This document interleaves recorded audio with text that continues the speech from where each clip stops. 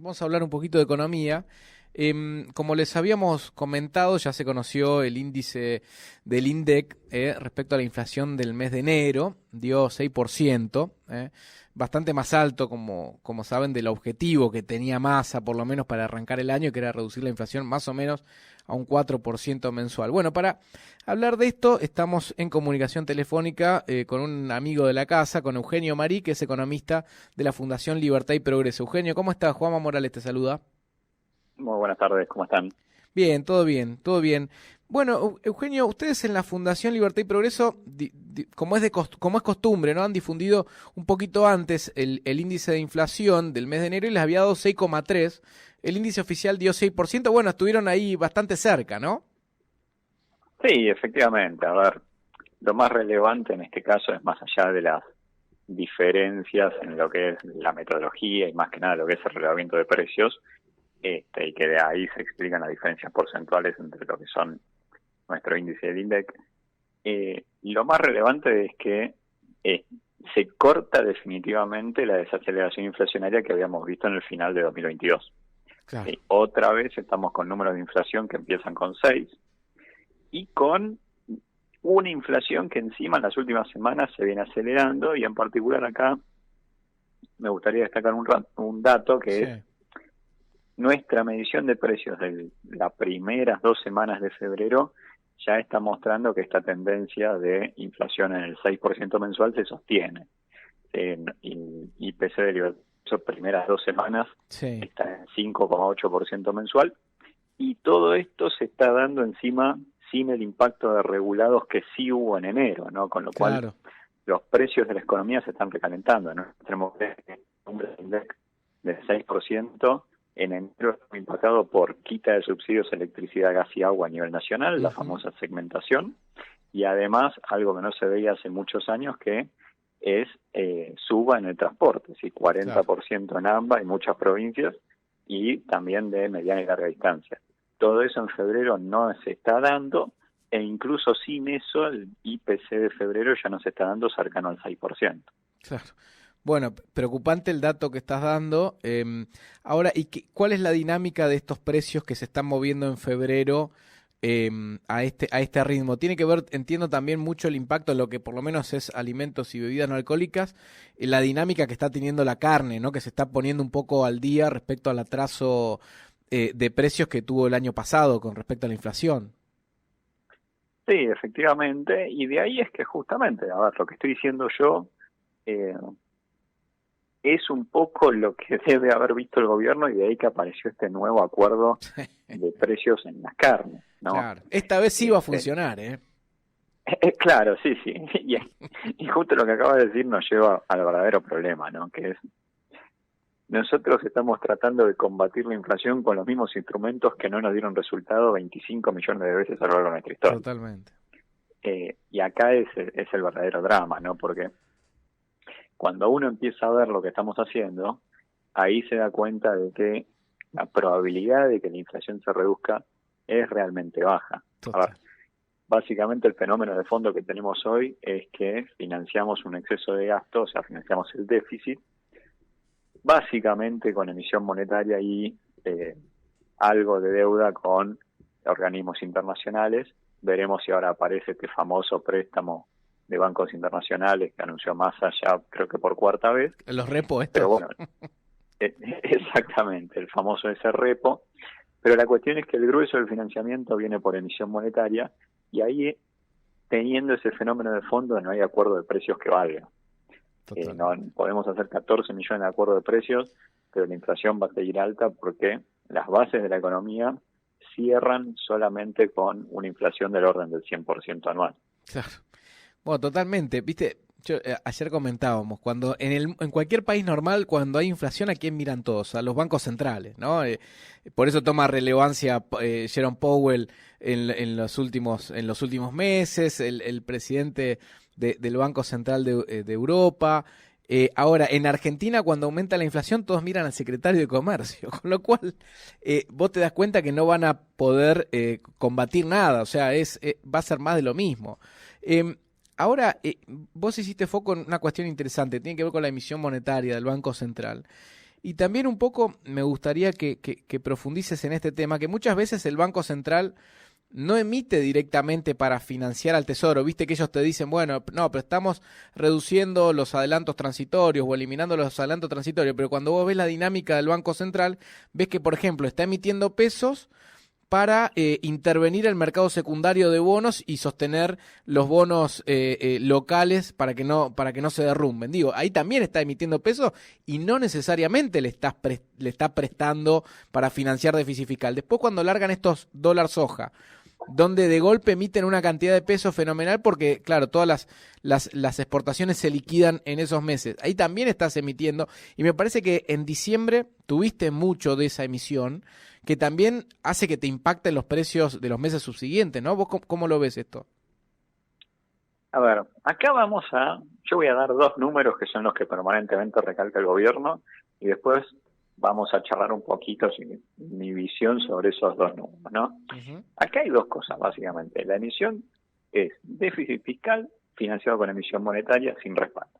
Sí. Entonces, veamos los dos números que dice el gobierno. El gobierno dice, el déficit fiscal 1,9 del PBI va a ser. Sí. Vamos a cumplir la meta con el fondo. Y la emisión monetaria este año va a ser 0,6 y el año pasado fue 0,7 del PBI.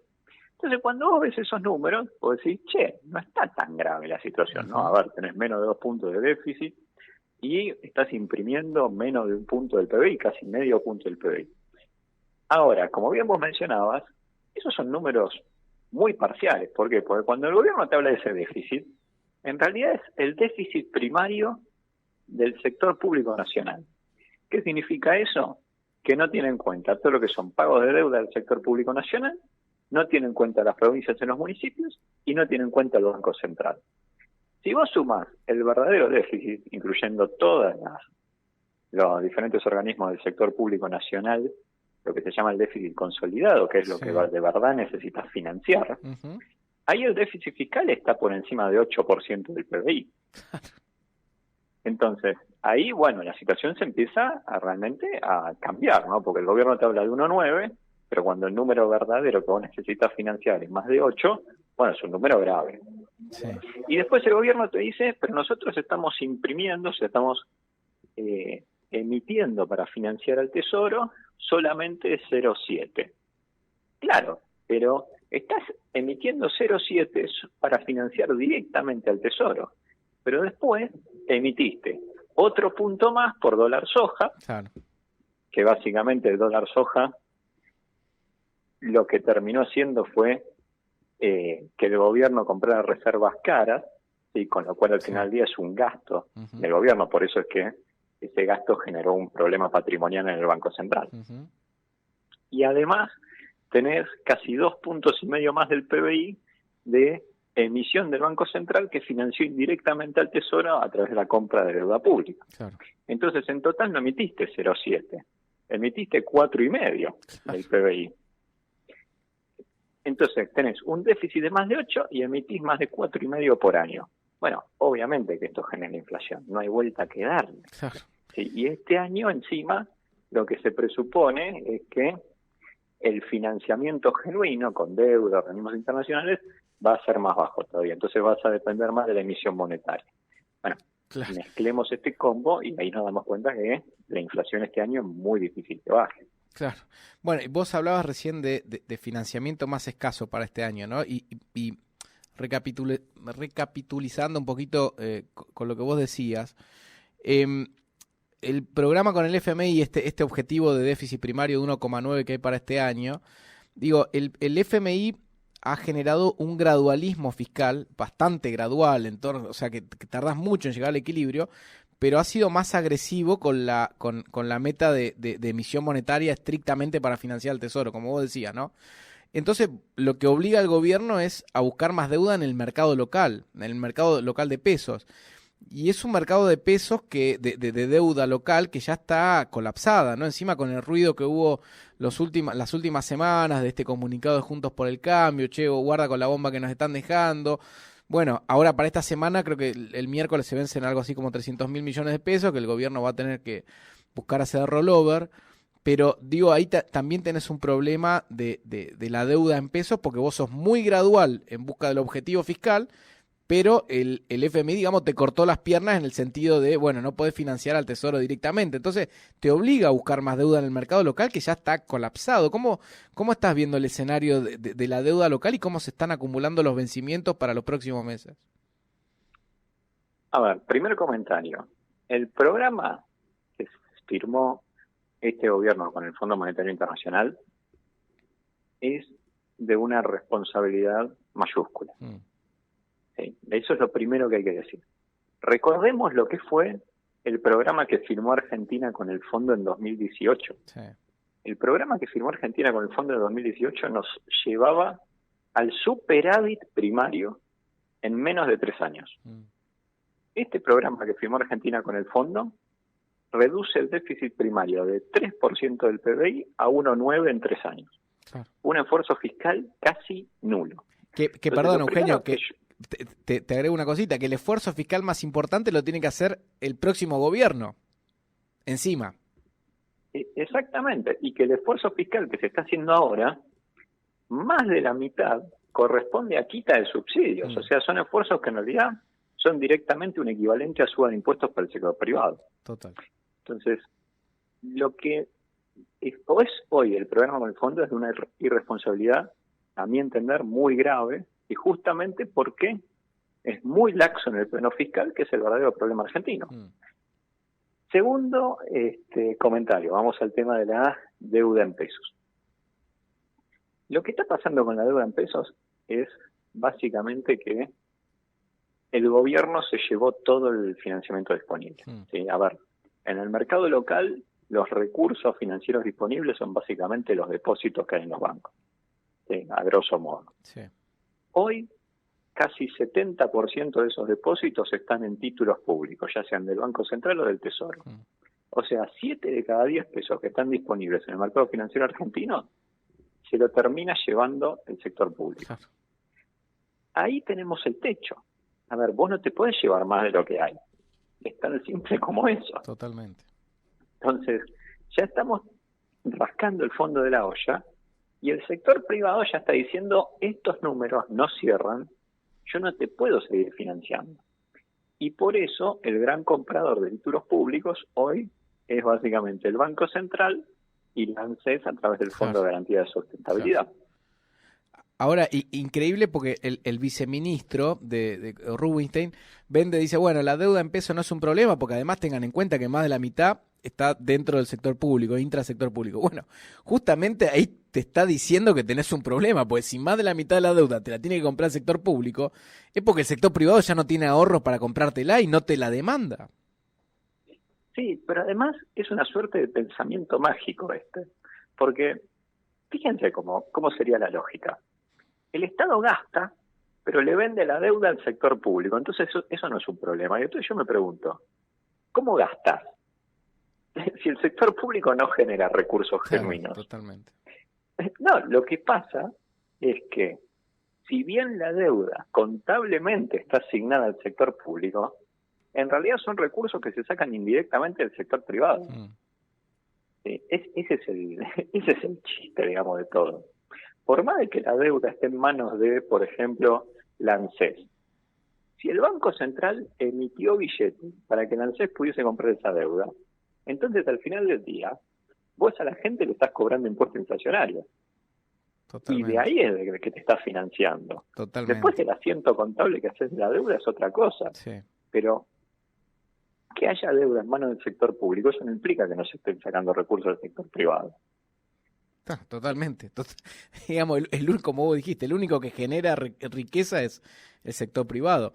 Ahora, qué loco también, ya que lo trajiste a la mesa, lo del ANSES, que vos decís, bueno, los jubilados están comprando bonos de el país o el tercer país más defolteador del siglo XX. Es decir, con eso no te puedes sorprender porque tenemos jubilaciones miserables. A ver, es así.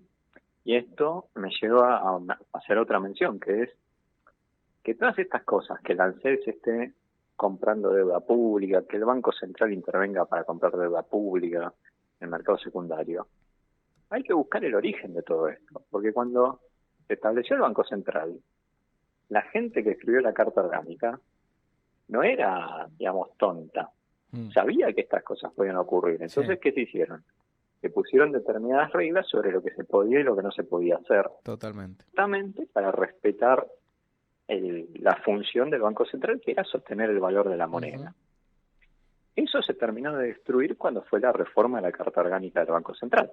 Sí, Es más, se destruyó hasta en términos físicos. Si ustedes van al edificio, el Banco Central tenía un cartel que decía la función es preservar el valor de la moneda, cambiaron el cartel. Entonces, ahí tenemos que ver cuál es el desbarajuste institucional que tuvimos en los últimos años y que no hemos corregido y que justamente permite que, por ejemplo, el dinero de los aportes de los jubilados se esté utilizando no para inversiones que generan un retorno genuino con el cual después se le puede pagar a los jubilados, sino que básicamente está financiando gasto corriente improductivo. Y gasto corriente improductivo, de que me refiero al gasto corriente del sector público. Entonces, todas esas cosas que justamente en lo que es la administración del Fondo de Garantía de Sustentabilidad, también hubo cambios sobre dónde podía y dónde no podía invertir, totalmente. cuánta deuda pública podía tener. Bueno, todos esos cambios llevaron a que estas instituciones se degraden y que hoy, básicamente, estén haciendo cualquier cosa y en su balance, en consecuencia, tengan activos que no valen nada, así que son los títulos públicos. Mm. Sí, sí, totalmente.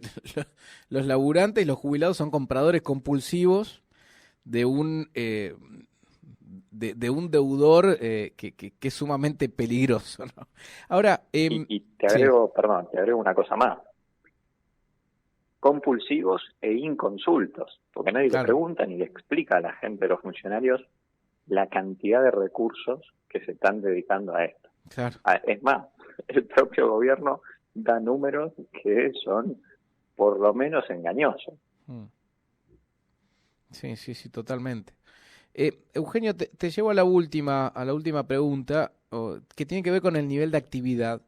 ¿Qué es lo que están esperando para este año? Bueno, el presupuesto proyecta un crecimiento del 2%. Alberto ya, viste, que festeja, dice, bueno, vamos a ser el primer gobierno en mucho tiempo que crecimos 3 años seguidos. Bueno, se olvida de la paliza que nos dieron en el 2020.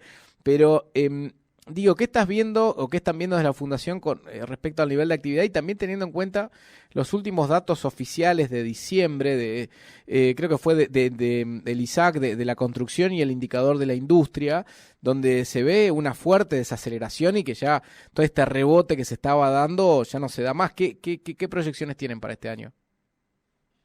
Bueno, a ver, nosotros desde la Fundación estimamos una caída del producto entre 1 y 2%, o Ujú. sea, Argentina 2023 es recesión, y hay que tener en cuenta además que este 1 o 2% tiene en cuenta el efecto arrastre que nos deja el 2022, ¿no? Claro. Entonces, la segunda mitad del año, lo que nosotros proyectamos es que vamos a estar anotando caídas del PBI del orden del 3%, o Mm. sea, una recesión efectivamente importante, y esto en un escenario optimista en el cual el país evita una crisis, ¿no? O Claro. sea, una crisis me refiero a una crisis macroeconómica de envergadura, ¿no? Lo que Sí, que ya no salte tenemos el tipo de hoy. cambio, que no se profundice la emisión, que el gobierno pueda hacer rollover de la deuda en pesos, ese escenario, digamos. Exactamente, un escenario, digamos, catastrófico. Ya hoy lo que tenemos para cualquier país normal es una crisis. Este, entonces, esta es nuestra proyección y lamentablemente los datos del INDEC se lo están mostrando. A ver, los últimos datos que se conocieron fueron los de producción industrial y construcción, como bien vos decías. Mm. Producción industrial ya viene anotando 4 meses consecutivos de tendencia a la baja en la variación mensual Sí. y el último dato ya dio caída en términos interanuales. Y la construcción directamente anotó una caída interanual de 2 dígitos, o sea, una fuerte contracción. Claro. Y esto, a ver, es natural que sea así. Una economía con niveles de incertidumbre como los que tiene, con una inflación del orden del 100% anual, como hoy hemos conocido el Data Index, Ujú. con niveles de crédito que están bajísimos, con 70% del crédito disponible asignado al sector público, con el nivel de impuestos que tenemos, Sí. 165 impuestos, Tipo de presión cambio impositiva, atrasadísimo. con justamente cepo cambiario, brecha, un sesgo antiexportador brutal, derechos de exportación. O sea, a ver, esta economía no puede crecer. O sea, sería un caso de estudio, pero a nivel mundial, que Argentina creciese. Sí. No hay ningún buen motivo económico para que nuestro país, bajo estas reglas de juego, crezca. Sí, sí, y de hecho Salvo, lo viene demostrando de los últimos 10 años por lo menos. exactamente. Y por eso es que, ¿qué es lo que ocurre? Hay sectores particulares, como puede ser Vaca Muerta, ¿sí? O, por ejemplo, el litio, que si hoy uno los ve y sí, se están expandiendo, tienen potencial de crecimiento. ¿Pero por qué? Porque tienen reglas de juego ad hoc. Está el régimen de promoción de Vaca Muerta, el régimen laboral para los empleados de tal cosa. Entonces se les arman como reglas aparte, Sí.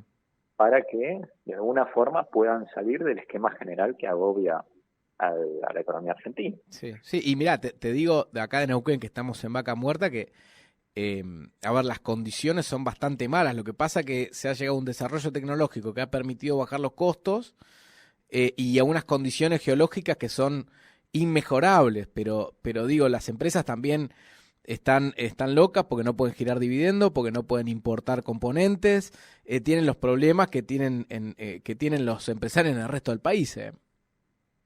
Totalmente, sí, sí. A ver, hay una gran masa de problemas que no se excluyen.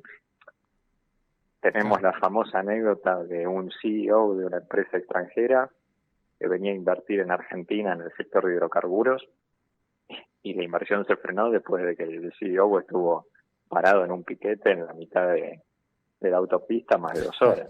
Claro, tal cual. Tal cual. Entonces, a ver, la realidad es que tenemos una cantidad de cosas que dificultan la producción, dificultan el trabajo, y que bajo esas condiciones, de vuelta, volvemos a lo que hablábamos al principio, la economía no puede crecer. Sí, es tan simple como eso. A ver, en ese sentido, es sentido común. Sí, totalmente. Totalmente. Eugenio, querido, bueno, te agradecemos muchísimo por la comunicación, por tu visión sobre el asunto económico. Y bueno, esperamos charlar nuevamente en breve. Por supuesto, será siempre un gusto. Bueno, te mandamos un abrazo grande. Un abrazo. Bueno, pasaba Eugenio Marí, economista de la Fundación Libertad y Progreso, dando su visión de distintos temas de la economía. Abarcamos tema inflación, tema deuda, tema déficit, tema reformas estructurales, hablamos de todo un poquito, así que muy interesante. Nivel de actividad también lo tocamos, así que bueno, espero que se hayan llevado un paneo bastante completo de lo que viene en economía, que no es nada bueno.